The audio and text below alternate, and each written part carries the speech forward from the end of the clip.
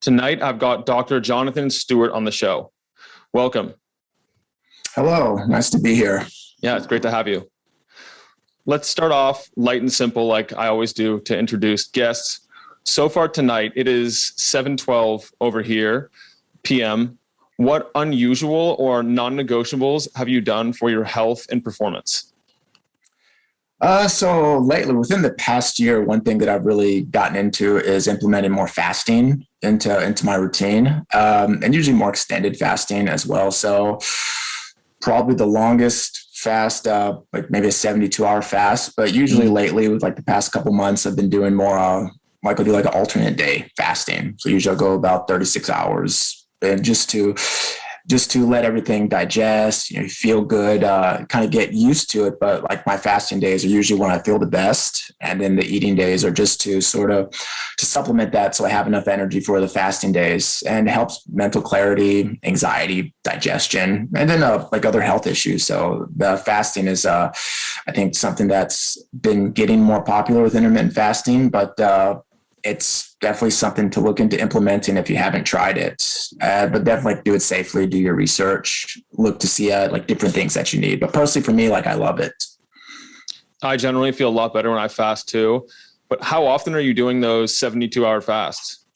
That at earlier in the year, maybe I did like once a month or so, a couple times. But then after that, lately it's just been doing like I'll do a couple like 36-hour fasts a week. So usually I basically just go the whole day without eating, and then the next day I start my day. I have breakfast, lunch, dinner, so basically like a normal meal, and yeah, feels great. It's not restrictive or anything like other types of eating programs. Do you feel like, for some reason, I don't think all that much about food, except when I decide I want to do a fast of any length, then all of a sudden it's on my mind, especially for the longer fast, like 48 hours and above. Like, how do you deal with that?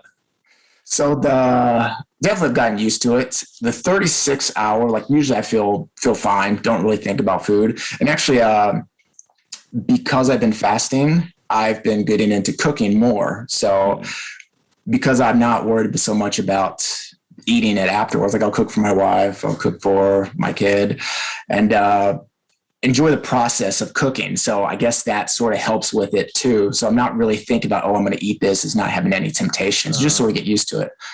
But when I would do those 72-hour fasts, so after that initial 36 hours that one day, the next day, then I'd be really wanting to wait for the day to be over so I can just eat the next day. But yeah, it's you get used to it.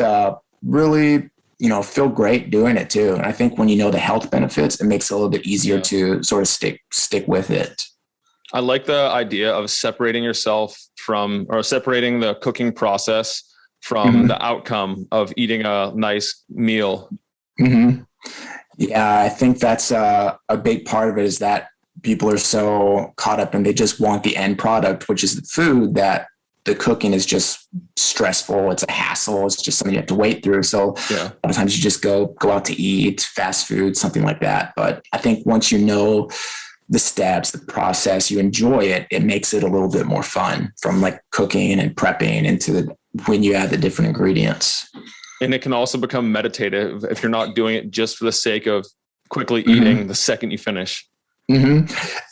Actually, I'll say, because it, one of the reasons I would not like to cook before is because it would take too long. So it makes it too long to wait for my food. Whereas because I'm fasting, it takes a long time. So it's more time to spend not having to, makes the day go by faster. And fasting is also a great productivity time hack, because you reclaim not only the meal time, but the prep time, or the time you're ordering. And then also the energy fluctuation that accompanies a meal 30 minutes to an hour and a half afterward. Oh yeah. Yeah. It's, that's one thing, like I've really enjoyed it. It's cut down like tremendously. You don't really think about like how much groceries you're buying, different things like that. It's like, like we'll go so much time in between going to the grocery store now compared to before. Yeah. And I'm sure that we could spend the rest of this conversation on fasting alone, because it's a very interesting, deep topic. And we've both, it sounds like, had our fair share of experience with it. But today I want to focus on something that I haven't talked much on this show about yet, and that is traditional Chinese medicine. Can you walk me through how you got involved? So growing up in an Asian household, so my grandma, you would always hear these sort of Asian sayings, like they'll say, don't let cold wind blow on you, don't sleep with the window open, don't drink cold water. And usually growing up, as a child, it's like, well, no, that's not a real thing. The cold air is blowing on me. I feel fine right now. I'm going to drink this cold water. Nothing's going to happen. But that was sort of the first thing I can remember hearing about, this idea. And then as I got older, so my grandma, usually she would say, like, if family members were sick, okay, you can take this herb, eat this food, do this, like acupressure techniques as well.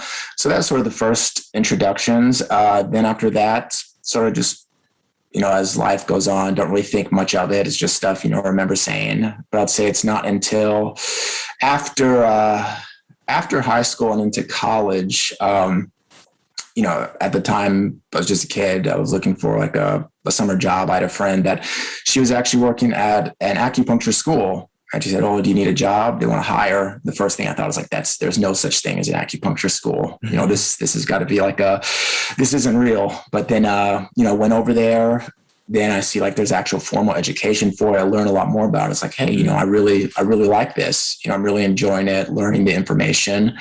And after that, so after I got I worked, through college there. And after I got my bachelor's degree, so I ended up going there for my master's degree and then later on for my doctorate degree as well. And, all the stuff like my grandma would say, it's like, oh, I remember her saying that. I remember her saying this. And then as you learn more about it, you say, okay, this is why they said that. This is why what she was saying had merit, and there was truth behind it too. And then once you understand the Constitution, then you see, okay, that's why some people are okay with it. Other people, they'll feel terrible if they drink cold water or let cold air blow on them. We'll get into the details and the basics of TCM in a minute, but I know that when I grew up, I was the same way. After a long football or rugby practice, I'd think to myself, there is no way in hell someone's going to tell me that I'm going to drink room temperature or warm water right now. No way. And then also same thing with cold air. It's like, it's hot in the summer. I need that AC on me to cool down.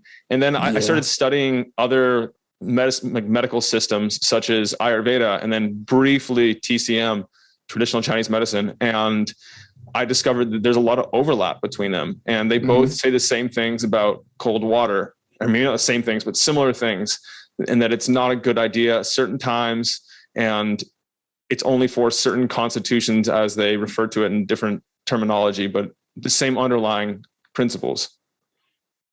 Yeah, it's definitely amazing. You'll look at a lot of the cultures developed very similar ideas that we sort of forget in this, in the current day and age. And how old is traditional Chinese medicine? So the oldest complete text that you usually will see reference, so is the Huangdi Neijing, so this Yellow Emperor's internal classic. That was written about, usually dated about 200 AD, so or 200 to 200 BC, so about 2,000 years ago. And you have to think during this time, that's a complete text. And how long did it take for them to get to that point? So I'd say at least 2,000 years ago, most likely much, much longer than that, because usually you don't have those old ancient texts available. And how long have you been practicing it? So I started my formal education, I want to say about in 2010.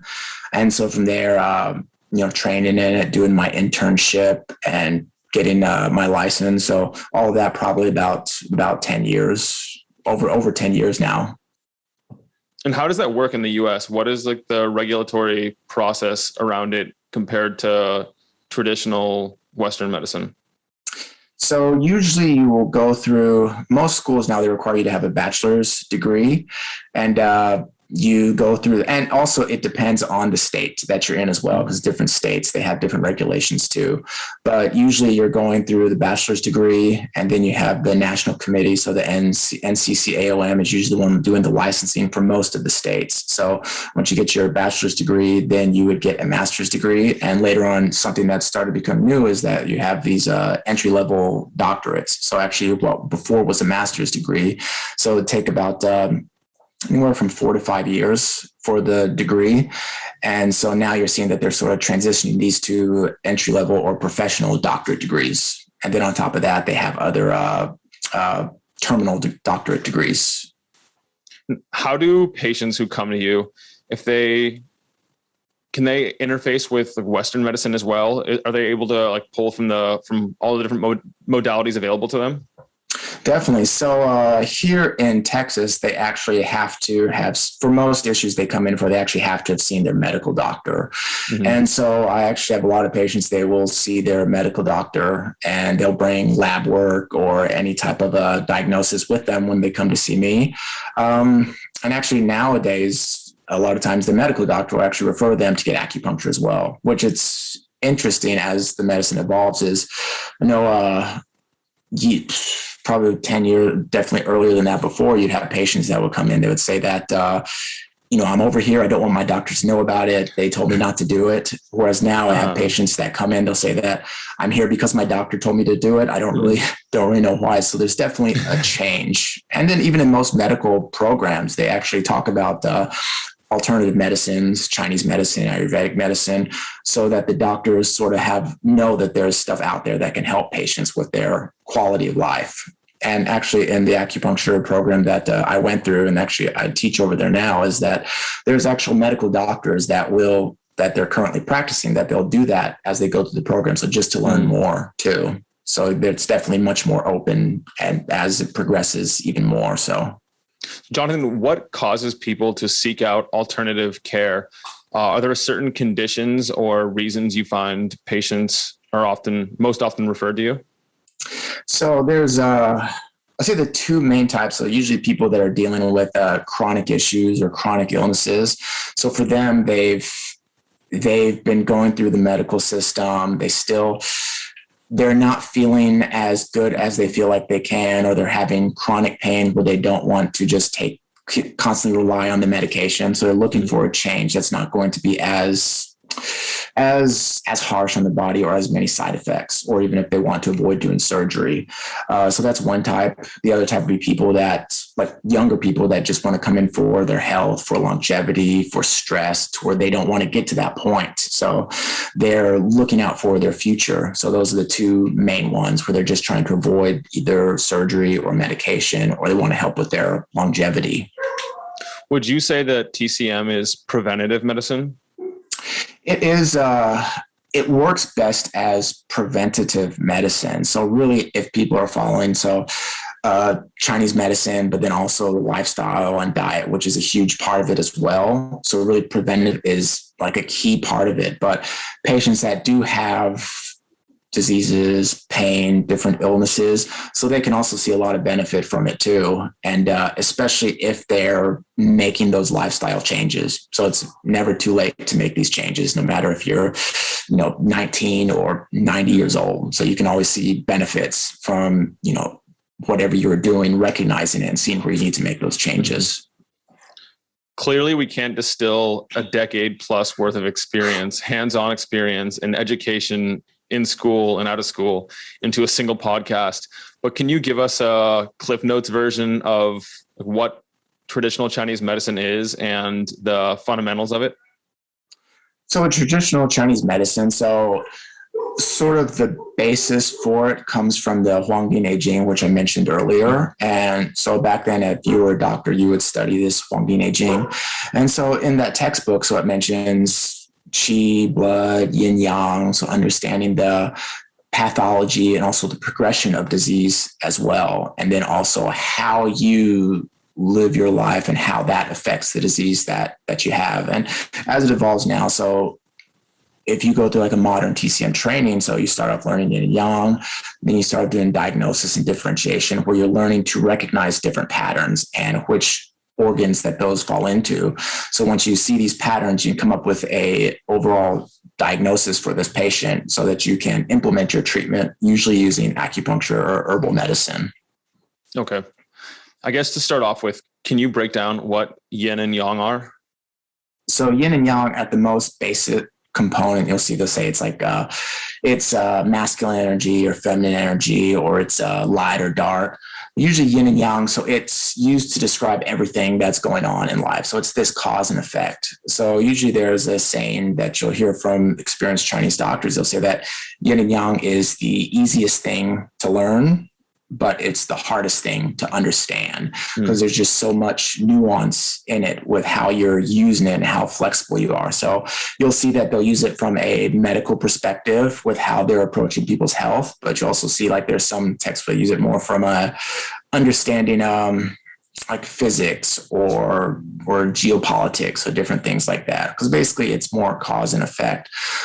And also the seasons. So with the seasons, it helps you to see how this yin and yang is moving within the body. And so with the seasons, they mention, so in this book, Huangdi Neijing, the Yellow Emperor's Internal Classic, it starts off with Huangdi, so the Yellow Emperor, asking his physician, so Chibo, he's saying that people before, they used to live hundreds and hundreds of years old. And now what's happening is that they're not even living half of that age. So first of all, when they say hundreds and hundreds of years old, it means they're living a long and full life. So back then, he's already saying that people are already not living to be that full age. They're not living this full life. And he's saying it's because they don't understand the laws of yin and yang, and they don't understand the seasons. He'll say that they overindulge, they don't sleep properly, they're not eating right. So even back then, you're already seeing that there's this disease that's present from them not living a proper lifestyle. And so yin and yang within this, it's constantly being depleted. So your yin is either being depleted or your yang is being depleted. And that helps you to understand what your constitution is. So do you fall into more of a excess type constitution or a deficient type constitution? And then later on, they use this yin and yang to further develop the organ system that's in Chinese medicine. So you'll have certain yin organs and certain yang organs. When you say it's deficient, are you saying that like living, like overindulging will cause a yin deficiency and an excess of yang, for example? So that can be one of them. So for some people, if they're overindulging, so usually you can think of that if they're staying up late, they're eating the wrong types of food. So this would be something that they're overindulging. So they don't want rest. They're not eating properly. And usually that can start to generate more heat inside the body. And so this heat at one moment can be more excessive. And then that heat can start to drain away this yin. So then it can lead to more yin deficiency later on.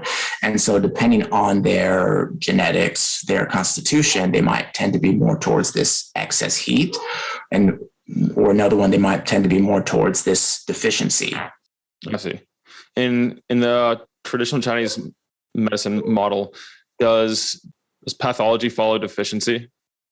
So there's a saying in Chinese medicine is that you can't have excess unless there's some type of deficiency. And if there's some type of deficiency, usually they'll have excess. So basically they're connected. So whatever excess is in the body will eventually start to lead to deficiency. And whatever deficiency you have can lead to this excess. And as it progresses, you'll just start to see that it's sort of like burning the candle at both ends. And it will just more quickly lead to more chronic issues, or it'll start to deplete their life and they feel more drained. For like a Western summary, would you say that yin and yang are like two opposite ends of a pole and they need to be in approximate balance to maintain health? Yeah, so that's actually a perfect way to look at it, is that you have this pole and yin and yang should be in balance. So once you start to deplete one side, you're going to see the other is start to go upwards and vice versa. So when they say that these people used to live these long, full lives, it's because their lives were in balance. They understood that if they're more active, they also understood that you need to have the proper amount of rest. So if you're too active and not resting, that's going to lead to disease. But then also if you're more sedentary, you're not doing anything, that's also not good for you either. So you have to have a balance in your activities as from day to day and from year to year. Okay. And now can we talk about something that I'm sure just about everyone has heard of, but probably doesn't really know what it means, and that's qi. So qi, there's a lot of misconceptions about qi. Now it's a lot more because you can do the research, you can look at it, you can read people's ideas. It's a lot more common to have an understanding of it. Usually with qi, so they'll say it's like vital force or vital energy, like it's something that's flowing inside the body. But usually from a Chinese philosophical perspective, qi it's a descriptive term. So you can have, if you look at soda, how the water is bubbling up from the carbonation, that could be considered qi. When you look at movement, so whether I'm moving my hand this way or if I'm looking this way, that's also considered qi. So qi is basically the movement inside the body. So if somebody is able to move very freely, they move without any like issues, so they consider they have more qi. If their movements are delayed, if it's fatigued, it feels forced, so they would say they don't have enough qi. One of the common ways that you'll see qi translated now is they'll say it's oxygen, and that's definitely a way to look at it. So when they say qi and blood, sometimes you'll hear people say that from a medical perspective it means blood and oxygen, and you can definitely look at it that way. But I think it's also the quality of the oxygen, quality of the movement of the oxygen. So as this oxygen pushes the blood or it saturates the blood. So qi is when you have this, when you have movement within it, kind of like if you look at a hot air balloon. So the qi would be that fire, that heat going up that causes that balloon to rise. So that would also be considered a type of qi. So again, within your body, if you have enough qi, you have proper circulation, you have proper movement, you don't feel tired very easily. And is there like a mental qi as well? So yeah, so qi is within the whole body too. So this qi, it helps with your movement, it helps with the way that you think, helps with your digestion. I mentioned the organs before, so the organs have their own qi too. So for example, you would have like heart qi, you would have lung qi, you would have spleen qi. So this, when you start to do your pattern diagnosis, so it depends on so there's certain symptoms that correspond to different organs, and that helps you determine is the qi of one organ over another more deficient. And so then that also helps you to form which points you want to use or which herbal formula that you want to use. And then also their overarching constitution. Okay. And so are thoughts and emotions and feelings, are those all expressions of qi? So in this case, it'd be more related to your heart qi, or let's say the shen, or their spirit. So if your qi if you've ever seen anybody that's tired, or if you've been fatigued, like you've been doing working a long hours and not sleeping well, you'll see that you feel more tired. It's very difficult for you to respond very quickly as well, or you feel agitated. So this would say that that qi is either deficient or the qi is stagnated.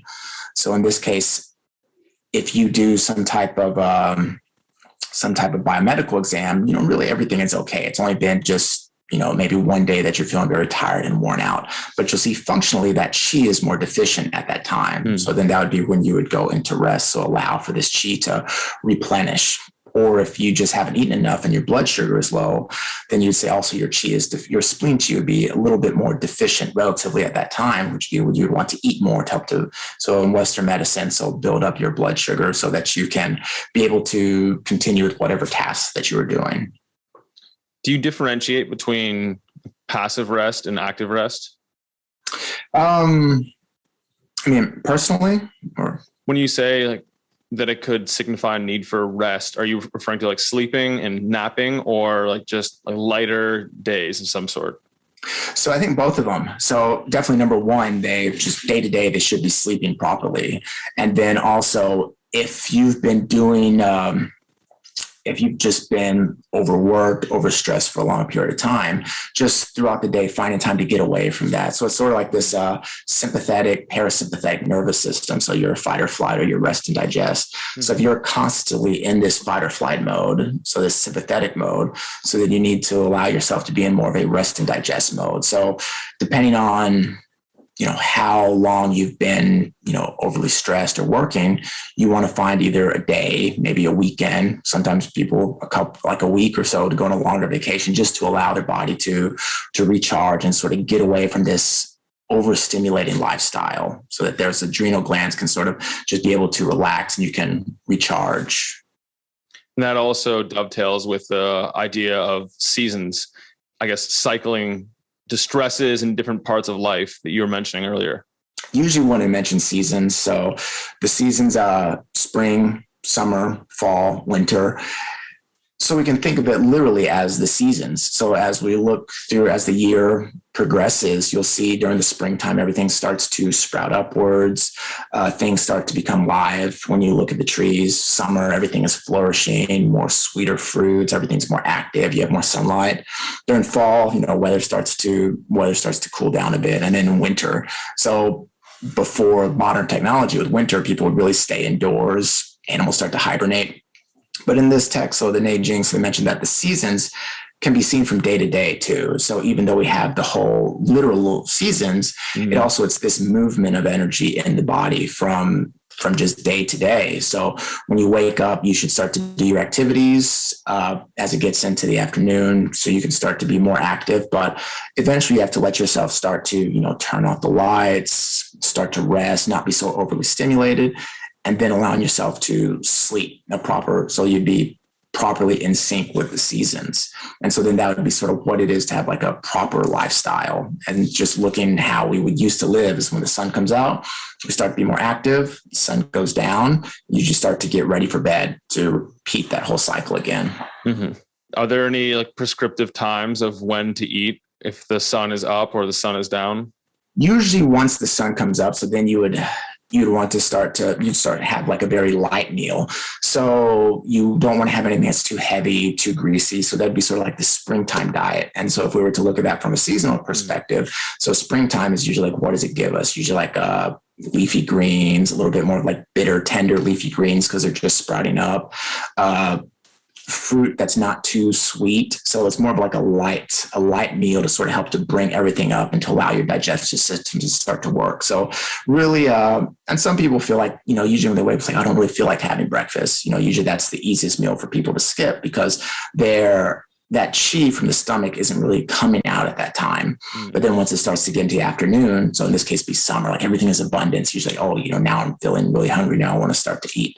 So you'll see that your body starts to have this natural cycle of when you want to eat as well. So really, once you wake up, and it depends on your constitution too, but really you don't want to have like this huge breakfast where you're left feeling tired for the rest of the day. So have something light. Then during lunchtime, then you can have a little bit of a bigger meal. Then during dinner time.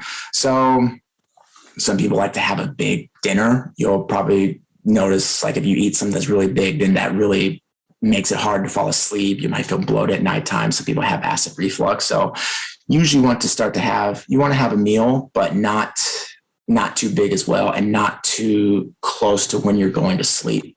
Yeah. So if we look at it from a seasonal perspective, they would say that so usually I'll tell patients that are interested in fasting is that usually when the sun starts to go down, probably have your last meal around that time. So that way you're having some time between when you have your last meal and when you're going to sleep. Mm-hmm. I generally like to have about 3 hours between my last meal and sleep. And I've found from quantifying my sleep that I get the most consistently high scores when I do that. But sometimes life happens, you record a podcast, you have work, and you have to delay your last meal a little bit. Yeah. And it's definitely good now with technology. You can actually look at it and see like, so I've been keeping track of my sleep score more now. And I can see that certain things that I do or certain things that I'll take, if it will improve my sleep score, make it a little bit more difficult. So one thing is if I eat a lot before going to bed, or if I drink too much, definitely see my sleep scores a little bit lower than it would normally be. So what's your largest meal of the day then? I'd say breakfast and lunch are a little bit of a larger meal. Then dinner is like a little bit of a smaller meal, just because since I've eaten more, because again, if I'm fasting, I usually tend to eat more of those two meals. So usually by dinner, it's more of a light meal. Yeah, that's a similar approach I take. I usually only eat 2 meals a day, but if I'm recovering from a fast, then I'll have 3. But the late morning, early afternoon meal for me is always the biggest. Like if I was just doing like more time restrictive eating, where I was eating every day. So usually still like the biggest meal, try to have like around lunchtime, and then smaller meal again, so around dinner time. Because really I'm trying to avoid eating too much at nighttime and just feeling bloated while I'm trying to sleep.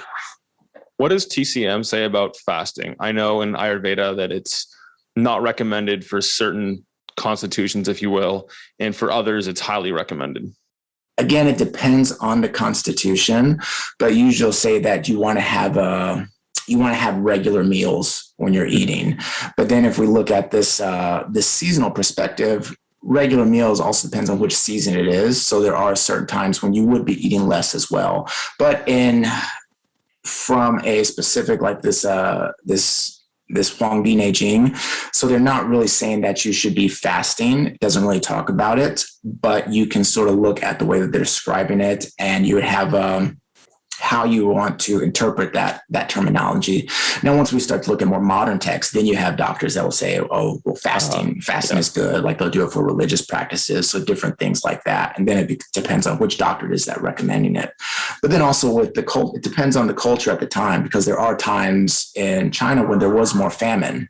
So they're really not recommending fasting because they're already going long periods of times without food sometimes. So that's why they say, well, you'll see a lot of formulas that are for tonification or to help to build the patient up. So where they're a little bit thicker or heavier formulas compared to if you're eating regularly, then you wouldn't want to have those big formulas at that time. So you want something that's more going to help with your digestion, which they have formulas that can help with that too. So you have to sort of look at who it is that's recommending it, but then also that time period too, to have a better understanding. Okay. I think we just have a few more gaps to fill in of like the very rudimentary understanding of TCM. Can we talk about the elements next? So they sort of describe it as different phases as well. So you have wood, fire, earth, metal, and water. So these also correspond to different organs too. So usually with wood, so they break it down into a yin organ and a yang organ. So usually it's the yin organs that are usually more associated with it. So we'll have wood, usually say that's related more to the liver. And we have fire, usually more related to the heart. Then we have earth, which is more related to the spleen. And then the fall or metal, which is more related to the lung. And then the winter or water, which is more related to the kidneys. And so within that, they're breaking everything down into these 5 elements. And then from there, we can also see which structure of the body is more related to this element as well. So for example, if we look at the wood element and its relationship with liver, so usually we say it's more related to the sinews. So they try to break everything down into a specific element to help understand understand what's going on in the body. And definitely with certain time periods, there was, like if you Google it, if you look at images like 5 elements and TCM, you'll see that sometimes you have these really long lists where they give a specific animal for each element, a specific mineral for each element. You also have a specific taste as well for each element as well. And so usually that's helping to understand what the constitution is, what the proper lifestyle is. And then so it goes very in depth. And then you'll see when you have a certain element that's stronger or it's overacting. So for example, like a really common one that you'll see is that you have this wood overacting on earth. And so say it's sort of this liver overacting on the spleen. So the very common way that you'll see it is when somebody's under a lot of stress and they start to have digestive issues. Because again, usually the wood is more related to the liver. And then you'll see that its emotion is usually more related to stress. It's going to affect it, or anger. So you'll see some people, they get very stressed and angry and usually either have constipation, like if they're too overly stressed, they're really not having a proper bowel movement, or some people, they get so stressed, they have diarrhea too. Mm-hmm. So you can sort of see, are you in more of an excess or more of a deficient type person? So usually excess will probably be more towards constipation. Deficient will usually be more towards diarrhea. Mm-hmm. And so within this is all your diagnosis and helping to understand this person's constitution. I see. First of all, do you have to memorize those associations? They do. You do have to memorize it. So in these teaching, like the very first class that students will learn, so this Foundations of Chinese Medicine is usually what it is.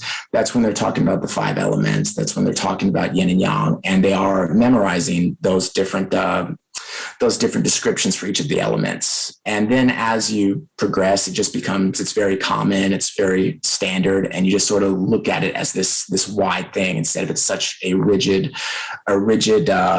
terminology for a specific element. So really, it's more of an understanding, logic about what that element entails. So for sometimes it's sometimes been years since I've actually thought of it that way, but then you just think logically, what is it that wood entails? And then what is everything that's going to fit into like a wood type element? Yeah. And even they'll put people into different elements as well. So some people have more of a wood type element, and usually those are going to be more type A type people, more driven. Usually see they tend to be longer limbs, taller as well, more thin. So you can say kind of like a tree, this would be more of a wood type person. Yeah. What about a fire type person then?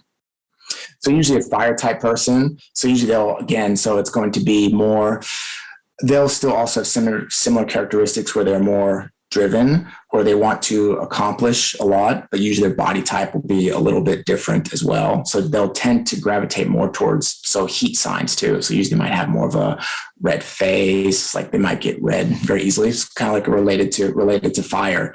So it's very, very similar. And they might, they might tend to be more emotional, more anxiety, whereas liver might tend to be more related towards stress, because usually they'll break down the specific emotions too. Okay. And how does all these components we've just covered relate to constitution? You're sort of taking everything when you look at the patient, and that's building their constitution. Mm-hmm. So are they fitting into more of a wood type person or a fire type person?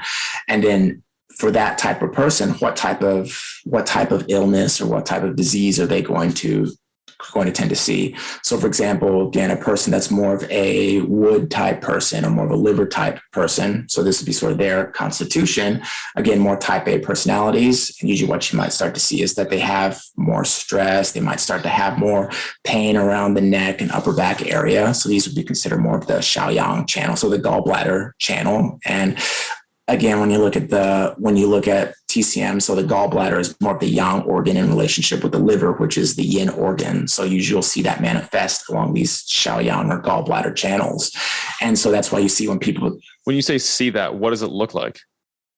So again, like you'll see this pain that's manifesting over here. So for example, like if somebody's more of a type A personality, when they're more of this like a fight or flight or sympathetic mode, like, the shoulders start to rise up, everything starts to get tense, because usually when you're in this fight or flight mode, your body's releasing more adrenaline that causes all these muscles to tighten up. And usually you see that around the traps and going into the neck. So usually you'll say that this is sort of like a sign of somebody that has a lot of qi stagnation, more specifically like liver qi stagnation or gallbladder Xiaoyang qi stagnation. And so you'll see that manifest not only in the organ, but also on the channels as well. So in this case, more the gallbladder channel. When you're first intaking a new patient and you're coming up with their constitution, is there like a checklist? You look from head to toe or toe to head and go down and say hair, eyes, nose, mouth, traps, etc. Mm-hmm. Or is it different? So there are definitely there's definitely forms that people can get that look like that. Sometimes they'll give it to their patient, they'll let them check all the stuff, and then they'll look at it later, or they'll go through it with the patient and check everything off. I've seen some of them where they'll write down how many symptoms they have that match with each organ, and they'll use that to sort of help to build a pattern for this patient to know what to treat. Personally for me though, so usually I will ask them a few questions that can help me to sort of gauge which constitution that they fall into. So really, you'll see that you don't need to ask every single question. So after a few questions, you can sort of get an idea about what this person's constitution is like. So for example, well, it's totally fine if you want to pass, but just so listeners can get an idea of what this is like, would you want to do that with me real quickly? Is it a long process? So it depends on like the information that's given. Usually what they would say is they would have a chief complaint, and then from there asking a few questions. So just coming up with it just based on regular symptoms. So it does take a little bit more time. Okay. But if you had a specific thing that you wanted to mention, so we could try it. Sure. I have problems sleeping and staying asleep, and I wake up with lots of energy, like ready to go, but I know I should be sleeping longer. And it's generally like 6 hours of sleep, but on the weekends I have no problem sleeping in. So I know I should be getting more sleep. Okay. So with that, so number one, if the sleep is affected, so usually the two main organs or two main elements to look at is either the wood element or fire element. So it's something that there's more, in this case, we'd say more chi that's going to your head, because probably you're thinking a lot, you have a lot of stuff going on, and you want to get that done. So you could sort of say that you're overstimulated. So one would say that you probably fit into more of that wood or fire type pattern. And if we look at it from a seasonal perspective, so again, we mentioned that spring is everything that's going up, and then summer is everything that's going out. So sort of everything is going up to the head to process everything that's going on. Mm-hmm. So really it's finding time to allow everything to come back down again. So I might say for you, maybe it's more of a liver chi stagnation with a little bit of heat that's there as well. So depending on other symptoms that are available, but one we could see it's more of this overactive type state. So then usually for those type of patients, I'd recommend, so other than the acupuncture and different herbs, so for lifestyle, like self-guided meditation, something where they're focusing on letting themselves be still and focusing on their breathing, rather than just constantly being, stuck in their own mind, thinking about everything that's going on that they need to do. And I find meditation and guided breath work and all of that kind of thing very therapeutic. And it's been a staple in my routine for 5 or so years because of that. Yeah. And also like from a TCM perspective, you sort of see this, the wood element is going up, and then the metal element is coming back down. So you'll see that they're using certain points to help with that. But then also when you're focusing on your breathing, you're using your own breath to help to bring that wood. So bring this wood element up into the fire and back down again with metal. And then also we can see when you're in more of this fight or flight mode, what some people might notice is they're not actually breathing as deep. So they actually breathe more shallow. They might tend to hold their breath. So, because there's more adrenaline that's being released too when you're in this sort of fight or flight sympathetic mode. So when you're focusing on your breathing, when you get more oxygen inside your body, you actually sort of shut down that release of adrenaline. So you allow your body to rest. So that's sort of like, again, you're seeing this up. So going up and then coming back down again. Yeah. And I know from studying Ayurveda, I'm going to butcher the pronunciation, but Pitta type, which is like the fire. It's analogous to fire. It's the intense, it's like insufficient rest. And I know that I'm gravitating towards work, towards spicy foods, to things that are resembling heat, fire, whatever you want to call it. And I learned that although I'm gravitating towards those and it's what I naturally seek out, those are actually things that bring me further out of balance. Mm-hmm. And in the traditional Chinese medicine model, what do you want to do about that? Like once I know that I'm either a fire or wood type, wood constitution, do I want to listen to what my body naturally gravitates towards? Or do I want to understand that and then do something that it needs, but may not feel as attractive? So a lot of times you have to look at specific cravings that we're having. Is this because your body actually needs it, or is it because I just want it because it makes me, it's just a psychological craving for it because I want this and it makes me feel content? Because a lot of times what we're gravitating towards, for example, if you just want to eat ice cream all day, I'd feel happy doing it, but it's not the best thing to do for you. So one, you want to understand your constitution, because if you tend to be more of a fire type person, it means you might tend to have more fire type illnesses. Because again, usually the sleep will be affected, maybe more, some people might have more hypertension in the long run too. So also depending on their lifestyle as well. So then in that case, you'd want to use things that are going to cool down that fire. So for example, actually some big ones that you'll see now with a lot of the research. So berberine, a lot of people use berberine. So in Chinese medicine. So yeah, it's become very, I think within the past couple of years, become very popular, a lot of health benefits from it. Usually berberine. So it's in Chinese medicine, so a very popular herb that's used where actually has a lot of berberine is huanglian, so the Coptis rhizome.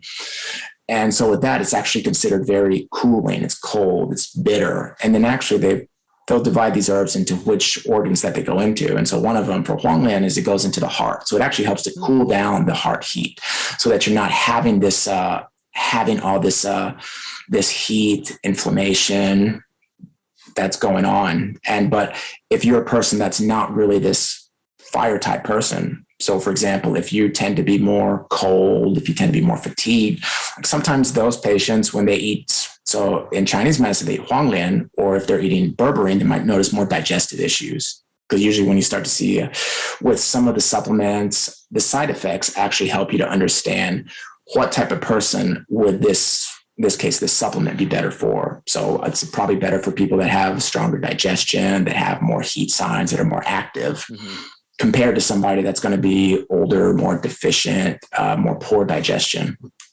Okay. And so once you know that, once you have your constitution, you've been, I don't know what the term is for it, you've been not diagnosed, but you've been measured? So usually the common one they will use, they'll just say it's their diagnosis.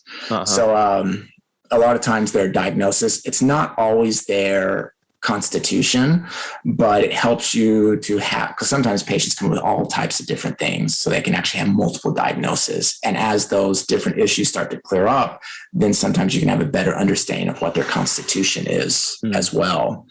But yeah, usually the common ones usually will give the patient a diagnosis. Like for example, this person have more heart fire? Do they have more liver qi stagnation, spleen qi deficiency?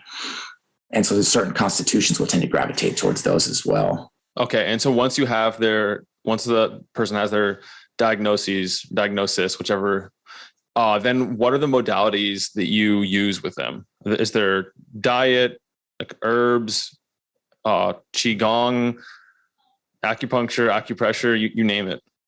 So for me, the most common one, you'll see this amongst most Chinese medicine practitioners, is going to be acupuncture and herbal medicine. Some people definitely gravitate towards using qigong. For myself, also I recommend more diet and more lifestyle as well. But as far as the key thing is going to be more acupuncture and herbal medicine. And then depending on the person, it might be more herbal medicine and then more acupuncture. And so you would choose points that help to put that person back into balance. So for example, if they're having more let's say more fire inside their body. So if it's more of an excess fire, you want to use points that are considered more cooling. And even then you'd see, if you've seen like some people do like bloodletting, or you'll see some people recommend like wet cupping. So if that's usually those type of modalities for people that have very severe amounts of heat or fire or stasis inside their body, because usually if you're doing bleeding, so it's actually you're taking like a few drops of blood from the body, and this will help to cool down the body too. A few drops. So it depends. So if you look at like the Hijima cupping, I believe, so like the wet cupping, there's some pretty gruesome videos that you can see. So usually you're not taking that much blood from a person. So usually you, like, for example, if a patient's coming in with hypertension, so in this case, hypertension would be like a type of fire. So this fire is rising up, making their face red, eyes red, ears red. So when you prick their ear, so usually you'll get, depending on how much heat they have, sometimes you can have a lot of blood. So usually a lot would be just like a cotton ball would get wet from blood, compared to a person if they have heat but not too much. So then maybe you would just get, sometimes like 10 drops of blood, because it's really like a small, it's not like you're using like a big needle. It's a very small needle that you're using. Wow. Didn't realize that was a modality that's still used. It's interesting though. And acupuncture works via like channeling energy through meridians. So the meridian system in Chinese medicine. So you have to take into consideration back then when the medicine was being formed. So everything was based on observation. So when we look at the channel system or the meridian system, so that's sort of the TCM view of like anatomy. So you have and even then when you see those charts with all the lines that are drawn on there, so usually those are depicting more of the primary channels. And that is definitely like the channel system that is the most commonly used one. But then also you actually have the sinew channels, muscular channels, you have other divergent channels. So it's actually like this topographical map of channels within the body. And sort of this would be considered how disease travels or how disease progresses inside the body. And so with this, it helps you to choose which channels and which points that you want to use. So for example, if somebody has more of a, so we'll say more of a, again, like a Xiaoyang, so more of a gallbladder channel issue. So this gallbladder channel, so it's actually, you'll see it come up along the trap. So this upper part of it actually goes up to the face as well. And you have this lower part of the channel that's actually down on the foot. So you could palpate along this channel and you can find out where their sensitivity is at. So for example, along the gallbladder channel, say somebody that has more headaches, like more temporal migraines, temporal headaches. So this would be considered more of a Xiaoyang type of headache or gallbladder headache. You could actually palpate their foot where the gallbladder channel goes to, and you might find tenderness. And then that can help you to determine which point that you want to use. It's amazing how it's so connected. Yeah. Actually, there's one thing that's interesting. So I heard about this book called Anatomy Trains. So usually this was if I remember correctly, so this Western trained doctor, like they actually looked at the anatomy and they found out that these muscles, when you influence one part of the muscle, that actually influence up that train. So for example, the urinary bladder channel or the Taiyang channel. So actually it starts at the leg, so at the foot, and then it comes up along the back part of the body, so more the posterior part of the body. And so they found out that when they're influenced this channel, so from anatomy, so not necessarily like Chinese medicine, that is actually connected up to the head, up to the face, around the glabella as well. So which follows the pathway of that urinary bladder channel. So you'll see that there is these already connections that are there. So it doesn't really matter if you're doing Chinese medicine or Western medicine or Ayurvedic medicine. So it's still just your human body. And we're just using these different terminologies to try to understand what's going on. Yeah.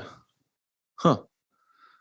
Okay. Well, we're going to shift gears a little and start to wind down. But before we do, have you found any specific herbal ingredients or formulas that you've found to be semi-universal that most people can benefit from?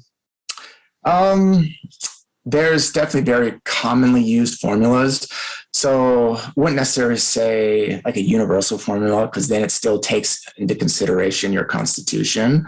But actually, like one of the probably most commonly used formulas, so actually like Xiaoyao San, so this rambling powder. So this is used a lot for patients that have stress with an underlying deficiency.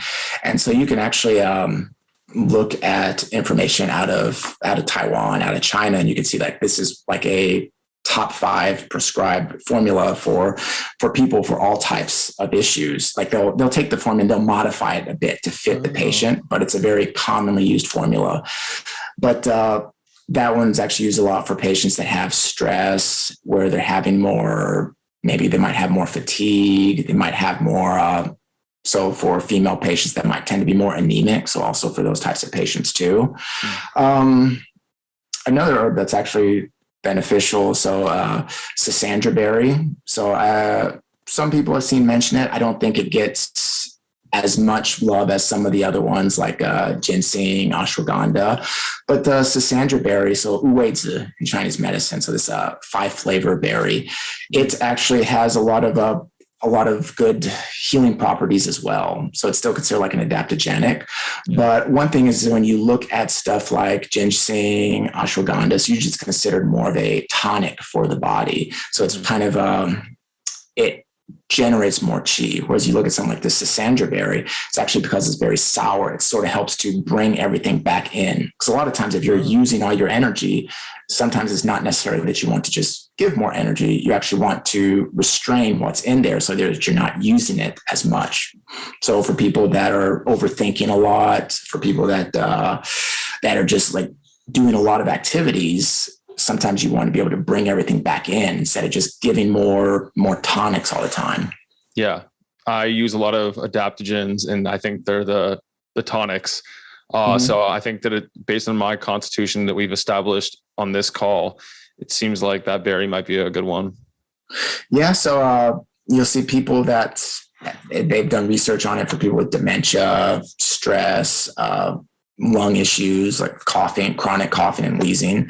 So there's a lot of different uses that you can find for these different types of herbs. Usually like a lot of the very common ones that you start to see become superfoods that become trendy, they've been used for centuries in Chinese medicine. So sometimes like I'll find that interesting. Like, okay, well, looking at the Western research, it helps to understand how this herb was used back then historically, and then how it's being used now too. Okay, let's move on to the closing questions before the rapid fire round. All right. Imagine that you were to design a virtual board of directors to filter all your biggest life decisions through. They can be both alive and deceased folks. Who would you choose and why? Oh, it's a tough question. So I guess, so one would look towards from the historical like Chinese medicine texts.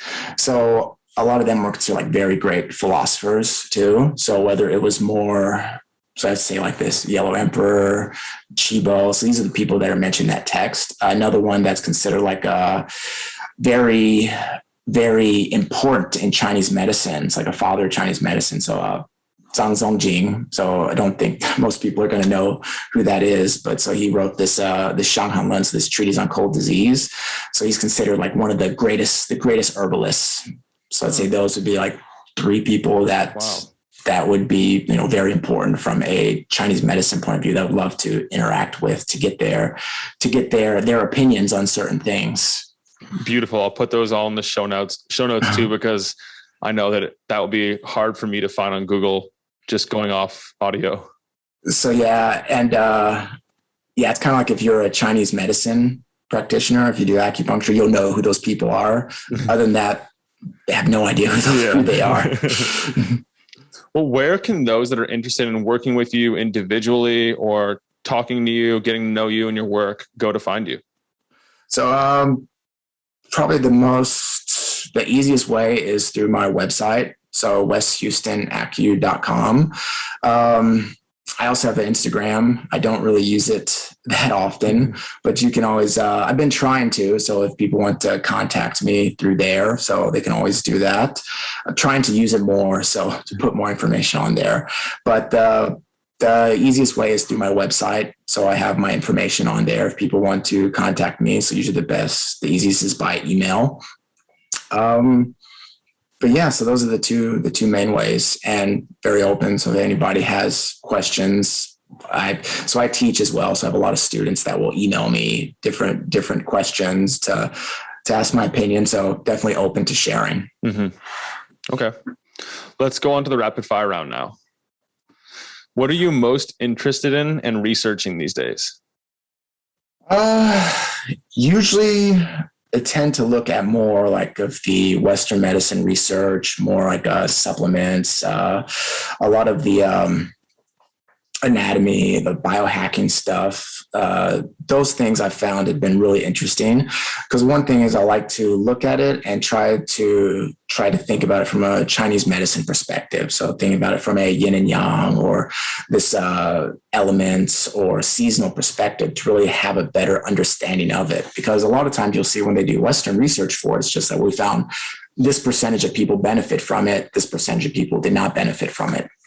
And I think when you look at it from a TCM point of view with the Chinese medicine theory and philosophy, it helps you to understand why certain people would benefit over others. So for example, like some people benefit a lot from taking like vitamin C or magnesium. Other people, it might be terrible in their digestive system if it doesn't fit into their constitution. So it sort of helps to fine tune certain things. That's great. And I actually do the same thing. That's what got me interested in alternative medicine to begin with. It's why I started studying Ayurveda, traditional Chinese medicine a little bit, and now the Hermetic principles, because I found that the more perspectives you can approach the situation with, the better informed you are and the better ultimately decisions you end up making based on that information and knowledge. Yeah, of course. I think it's definitely always good to have another perspective on certain things. Yeah. What's one thing that your tribe does not know about you? Actually, the cooking came up because of the herbal medicine. So herbal medicine is sort of like you just look at the ingredients. Back then, when they're preparing it, they'd actually cook it. So you kind of have to know the flavors, know the way that they're preparing it. So that sort of helps you to have a better understanding about it. So those different flavors, it sort of helped me. It made me more interested in cooking to help me to understand herbal medicine. And when you say cook it, are you referring to cook it into food? So before, like they would actually cook those formulas. They would actually cook it into like a soup, and you would actually drink that. So it's sort of a decoction. So when you actually, again, so in this this Yellow Emperor's Internal Classic, it actually mentions when you have diseases, you would actually look towards the flavors. So the 5 flavors. So they don't say you would take herbs to heal. They say you would take the 5 flavors. And so in that, I mentioned that Shanghan Lun. So actually part of that, it really relies on this interaction of the different flavors, because the flavors sort of help you to guide what this herb is going to do. So actually, for example, like berberine, which we mentioned earlier. So coming from Huanglian, if you taste the berberine, it sort of tastes like very bitter. So this, terrible. Yeah. It's actually that herb Huanglian tastes really bad, but some people love it. They love this bitterness because it actually helps to drain fire from the body. And actually see it bitter, it has sort of like its downward action to clear away heat. And one thing with that is like understanding this interaction of the flavors. So for example, if you have something that's very bitter, if you put something that's sweet with it, it'll actually take away the bitterness. You put something that's salty with it, actually help to take away the bitterness too. And if we look from a TCM point of view, like sweetness will be more related to the spleen. So it'll sort of you have this fire or heart, and its flavor is bitter. So going into the spleen, which is flavor is sweet. So you can sort of see there's this interaction there, or this interaction between fire and water, salty and bitter. I don't know why, but intuitively I gravitated towards berberine and dihydroberberine powder rather than capsules, because I felt that there was something to actually tasting and experiencing the flavor in your mouth rather than it breaking down in your stomach. And I think that's part of what you just explained. Yeah, so definitely, yeah. So a lot of times actually tasting it, it has a medicinal quality to it as well. Because when you taste different things, like just think about what your face is doing, what your mouth is doing, like you're seeing that inside your body. Like when you drink something sour, like you sort of make that inward face, like your whole body, if you pay attention, like your whole body sort of goes inwards too. Like with that weight, it's very sour, so you can feel a sort of restraining quality. Compared to bitter, usually it's like, bleh, so everything sort of like opens up. So this has like re-sparked my interest in studying traditional Chinese medicine. For those in my audience that are interested in this themselves, they want a at-home study guide. Are there any resources? You mentioned the yellow book, was it? Multiple times, but like if you were to do a brief, maybe not like clinical grade, but like DIY at-home study guide, what would you put in that? So some of the common books that you'll see recommended. So there's one that's called The Web That Has No Weaver by Ted Kapchuk, I believe his name is. That's the one I started reading. Yeah, actually, that's considered like a good introductory text into Chinese medicine. It goes over the organ systems, diagnosis as well, pulses, stuff like that. That one's very easy to read. It's very simple. Like it's good for people that don't really like their first introduction into Chinese medicine. For the Huangdi Neijing, this Yellow Emperor's Internal Classic, that one is, there's even students, practitioners of Chinese medicine. It's one of those where like you hear me talk about it.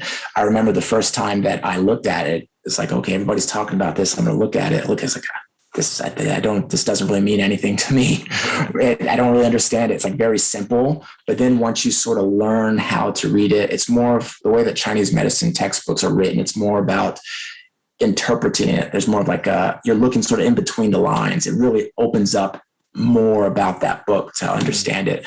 But with that said, there's a simpler version of it. It's I think it's by Mao Xingni. So this is his translation, or actually his interpretation of the Huangdi Neijing. Mm-hmm. So that's actually an easier one to read, where it's written very, very clearly, not difficult at all. Again, it's more of an interpretation compared to like translations, which are more difficult to read. Yeah. Do you have any parting thoughts for anyone that's made it this far in the show? Any final words? The diet and lifestyle is number one, but you want to sort of understand what that means. So it's one of these things that you'll just say it's sort of the terrible advice because it doesn't mean anything to a lot of people, but then also it's the best advice that you can give. So diet and lifestyle is number one. And then with lifestyle being both physically, mentally, emotionally. So that all makes up what this perfect or correct lifestyle should be. But really you need to sort of have an understanding about it. And I think that Chinese medicine really helps you to understand what is the right diet and lifestyle for this particular person, instead of when we look at a lot of the Western research, like it's epidemiological, where we'll look at, well, this group of people ate the Mediterranean diet, they did great. This group of people ate more of like a whole food plant-based diet, they did great. But really it's what's the best for you as a person and what you're going to tend to gravitate towards. Totally with you on that. I think the individualized approach is the only real way forward. Mm-hmm. Definitely agree. Well, thanks so much for joining me today on the Mind Body Peak Performance podcast. It's been a pleasure hosting you, Jonathan. Thank you. I was glad to have the conversation. It's very enjoyable. I'm Nick Urban here with Dr. Jonathan Stewart, signing out from mindbodypeak.com. Have a great week. I hope that this has been helpful for you. If you enjoyed it, subscribe and hit the thumbs up. I love knowing who's in the 1% committed to reaching their full potential. Comment 1% below so that I know who you are. For all the resources and links, meet me on my website at mindbodypeak.com. I appreciate you and look forward to connecting with you. As a reminder, the information depicted in this video is for information purposes only. Please consult your primary healthcare professional before making any lifestyle changes.